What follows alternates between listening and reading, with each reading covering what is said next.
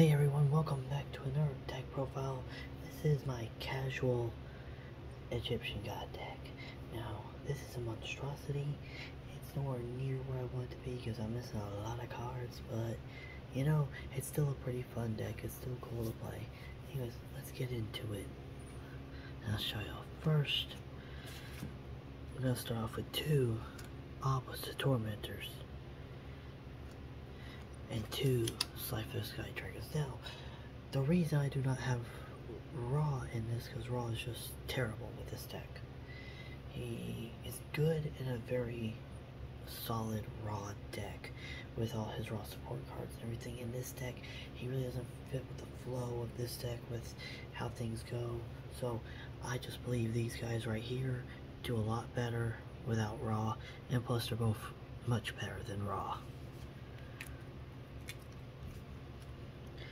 Next we have three of the must-have cards in this deck, Raw's Disciples. These cards are key to your Egyptian God deck. You put one on the field, it special summons two more from your deck, regardless of how the first one was summoned. So automatically get three monsters on the field, instantly tribute summon if you're able to special summon Raw's Disciple from the grave. Then I also have three of Penton the Dark Cloud. Now the reason I have three of him is because if this card is sent to my graveyard, I can banish it to special summon another one. So if he's discarded from the deck, from the hand, doesn't matter, sent to the graveyard, you are able to special summon another one of him, which gets you another body on the board, allowing you to summon and bring out your Egyptian God cards. Then we have three Reactor Slime. And Reactor Slime, when it's summoned, it's able to get you two tokens on the field, which once again allow you to tribute to bring out the Egyptian gods. It also has a quick effect, which will, let's see here, you can, during the battle phase, you can tribute him to summon to the graveyard to set one Metal Reflect Slime. That really doesn't matter with this deck because I didn't add him in because I do not have Egyptian God Slime.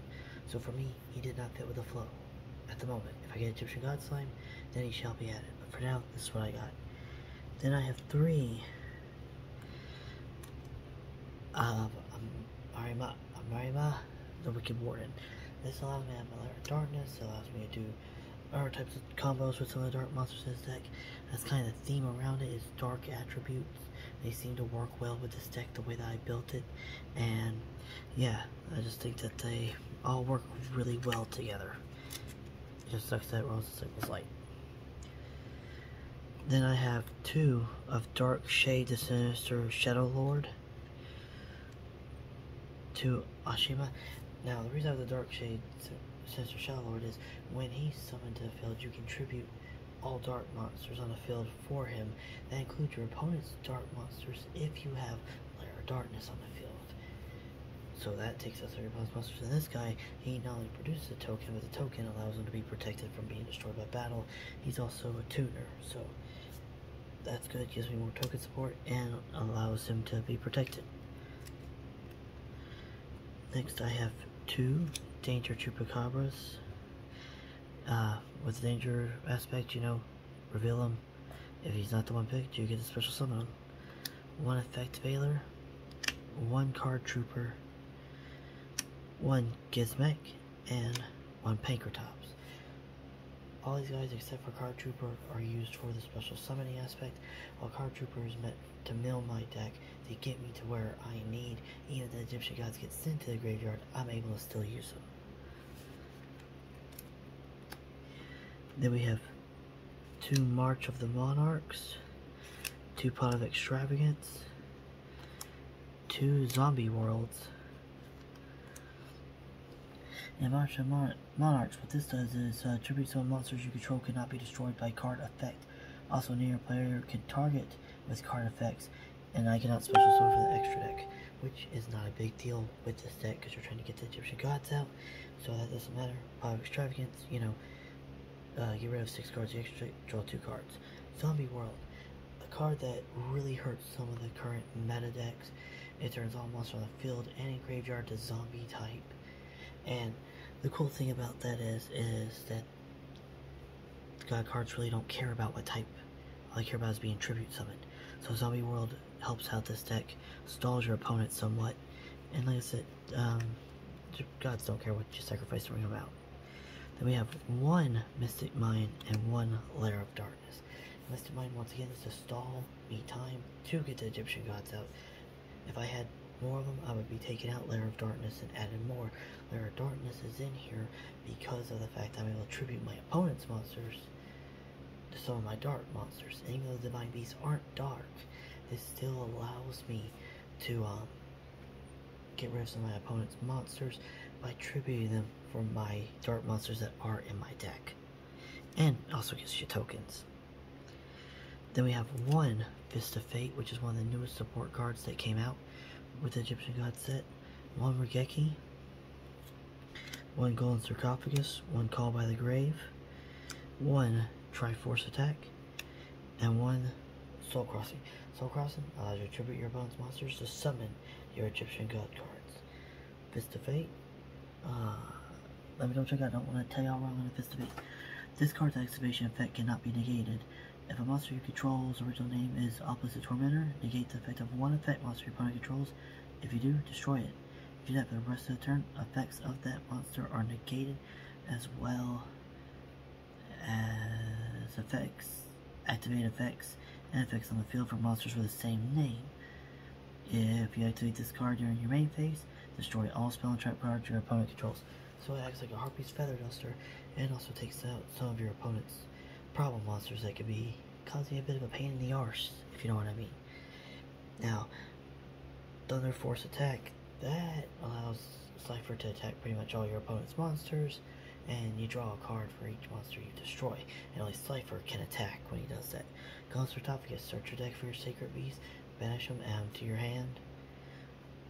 When the time's up, Regeki destroys all your opponent's monsters. Call by the Grave stops Ash Blossom and other hand traps. Now we're on to the trap cards. We have two Ultimate Divine Beast, one the Monarch Erupts, and one of the first Monarch. Now, I know there are better traps, I know, but I do not have enough of them to spare for this deck. So this is what I have to work with right now. That's why this deck is casual, not competitive. If it was competitive, you would see Solemn Warning, Solemn Strike, Solemn Judgment, all the other cards in here. In fact, better cards in here. But for now, this is what I have to work with. And it works in some way or form, only for casual play though, not competitive. If you want a competitive deck, this is not the one. But if you want casual, I got you covered. Oh, I'm sorry. And what the first Monarch does, special summon this card as an effect monster, Fiend, Dark, level 6 with 1000 attack, 2400 defense. If summoned this way, you can discard one card, then declare one attribute. The card becomes an attribute and can be treated as two attributes for a tribute summon. So this card is pretty much gives you two extra tribute summons to bring out your Obelisk, your Cypher. And if you want to add them raw, like I said, I don't think raw goes good with this deck, but that's up to you. Then the Monarchs Erupts, what this does is activate this card if you have no cards in your extra deck and control a tribute summon monster. Negate the effects of all face-up monsters on the field while those monsters are face-up on the field except tribute summon monsters. So pretty much this is a skill drain on crack, because it doesn't cost you life points. It's only an extra deck, which really isn't that hard for me to get rid of. With my Pots of Extravagance, and with me linking off the few cards that are in there, even Instant Fusion, which is in my side deck for this deck, for a tribute. Ultimate Divine Beast, this brings out pretty much any of your Sacred Beasts are in your graveyard in defense mode.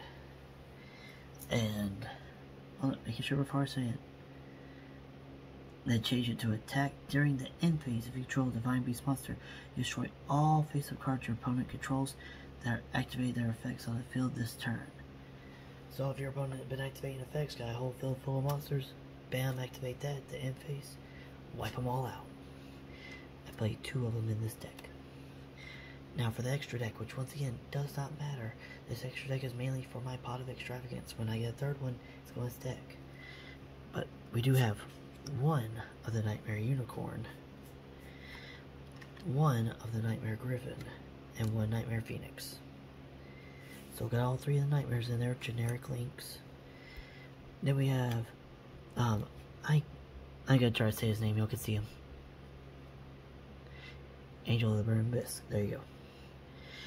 Got number 60 for Draw Power, Tornado Dragon, Silent Horror Shark, which can steal your opponent's monster, giving you a bit of an edge if needed to stall out till you get the god cards on the field. And as far as synchros go, I have 1 Memphis Horus and 1 Buronic Dragon of the Ice Barrier. Like I said, these cards really don't matter. Extra deck really doesn't matter, it's for draw power. Then, for some throwbacks for some of y'all, I have Crimson Sunburn, Empress Judge, Darkblade the Dragon Knight, Deep Sea Shark, Punisher Eagle, and Gilta the D-Knight. These are all cards in here I just threw in there for that old school flashback feel of this deck. Like I said, for draw power. But enough on that. And that, guys, is my Sacred Beast deck. Like I said, it's not the best. However, it is a fun deck to play. I thoroughly enjoy playing it. Like I said, I do plan to one day make it competitive. I just need to get the right cards and just build it up better. But for now, this is my casual Sacred Beast, not Sacred Beast, Egyptian God deck. My Sacred Beast is my competitive deck. Anyways, hope you guys enjoyed. If you did, hit that like button, please subscribe. And if you have your own Egyptian God deck, tell me in the comments what you got in it. Or post a video and tag me in it. I want to see this. I want to see all the different styles that people are going to try to make the Egyptian gods relevant in either casual or competitive play. Anyways, guys, thanks for watching. Bye.